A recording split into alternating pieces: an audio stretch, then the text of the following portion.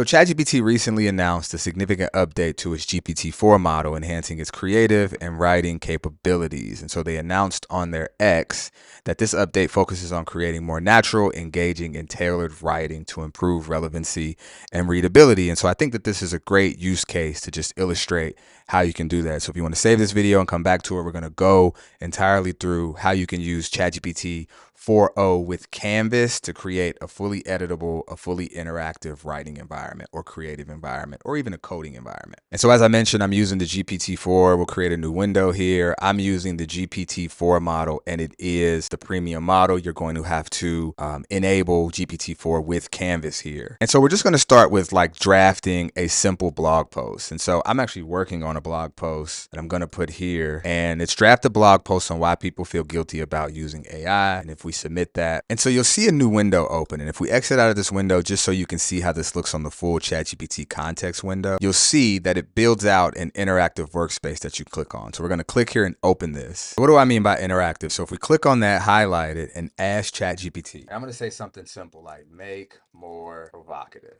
And so it then highlights it and why AI makes us feel like cheaters and job killers, right? And so it did that for me. And so I can add, and so you can see where it just updates the title for you. And so you can now also do like full passages. And so here I can say, ensure active voice. And I press enter. And then it's going to highlight everything, and then it's going to rewrite it and ensure that it's inside of the active voice. And so, of course, you can read through this and make sure it all makes sense. And so if you highlight this here, and you say, ask ChatGPT, I want to reframe this and please cite your source. And so it's going to then highlight it and reframe it and then bring in a source. And so here's some Smith and Thompson. And so what I'm curious on, Smith and Thompson 2023, I'm really curious if that's a real cite sorted. And so we're going to go in Perplexity and we're going to put Thompson and Smith 2023 just to see what that brings back, because I want to see if ChatGPT is actually bringing. And so Smith and Thompson 2023 article examines the role of academics in facilitating the global illicit trade of cultural objects through a case study. And so if we go back to ChatGPT and look at the context in which our cultural emphasis on hard work and struggle can make AI's efficiency seem like it's an unfair shortcut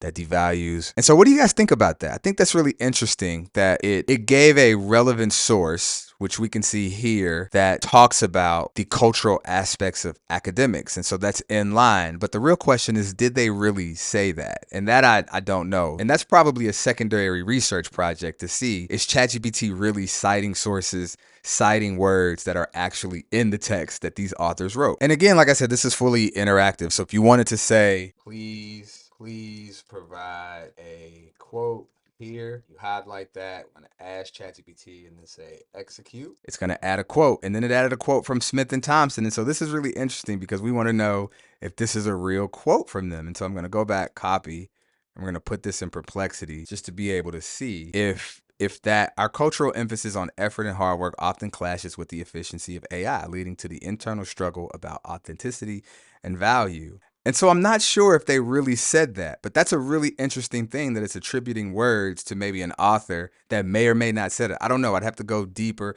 and maybe even go to the actual source. I may do that. This not for this video, but I may actually go do that and update on it. And so like I said, you can go all the way in here, and these are more of the micro edits. There is a button here that you can push that does global edits. And so one that I really like is if you want to be able to change the reading level. And so you can make it more sophisticated or you can make it more simple. And so we'll be able to press it and it can make the entire writing as if it was fit for kindergarten. And so you'll see that it totally revamps it. And sometimes using AI makes people feel funny inside. As you can see, it made it way more, it made an attempt to at least make it more digestible for different reading levels. You can also adjust the length. And so if I wanted to make it longer, I could make it longer and press enter here. And as you can see, it still maintains the kindergarten. It still maintains the same flesh reading level, I think is what it will be called.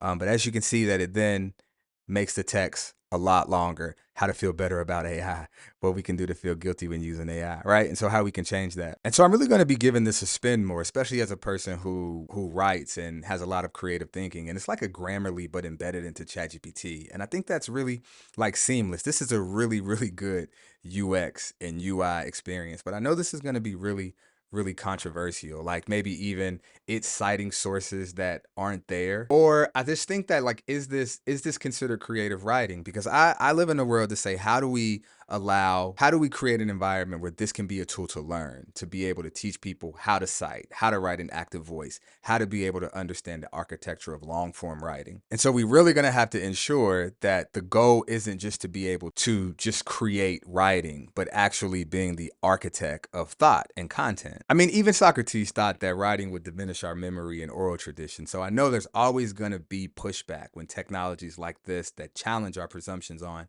learning and creativity. So what do you guys think? Could this really redefine how we're looking at education in the future, or even right now, present day? Peace, y'all.